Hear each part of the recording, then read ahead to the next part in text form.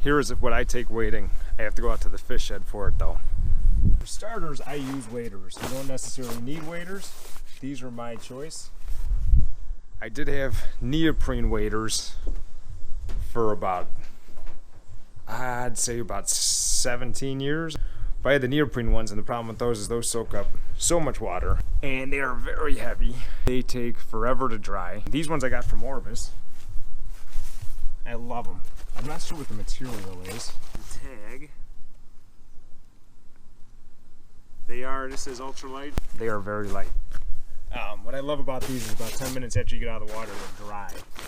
So, they had two options when I was shopping. They had like a $500 option, a $300 option, the way I looked at it. Of course, I did not choose the $500 option. The only thing is, there is neoprene boots on them. Shepherd's barking. There are neoprene boots, and these do dry a little slower than the rest of the wader. But these tuck over the boots. It looks really nice when you're all dressed up. Next, with the waders, are the boots. I never get this style of wader like the rubber ones or even the neoprene ones that have the boots sewed in them, because they go by your general size for the shoe size. And for instance, my brother-in-law bought a set of those, and he's got giant feet for his height, so he has a hard time with those waders. These are my boots. I probably bought them like at least 10 years ago, probably more like 15. Bass Pro Special. Nothing. I bought the cheapest ones. I've had them. They're in good shape. I've had them a long time. Those have been good boots. Next is a backpack. This was just another Bass Pro Special. I think I had a gift card and I bought it. It's just one of the single shoulders. I know some people say you don't want those because of the imbalance.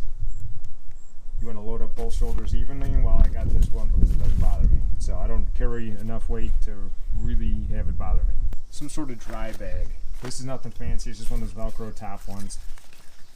Nothing fancy at all. But I put my cell phone, my wallet, my keys, whatever I got. And close the top, roll it up, and if you take a dump in the river, hopefully everything stays dry. Haven't had a problem yet because I don't really fall. I fell once and we were trying to race back to the car because we were late. So I fell once this year. It was actually the first time in my life. I went wading like 20 years without falling. This year I fell for the first time. I always bring water because why not? And I usually carry this one. This little water bottle, I got it last year when we visited Yellowstone. My favorite little wading water bottle, and usually I bring a snack. I bring two different kinds of snacks.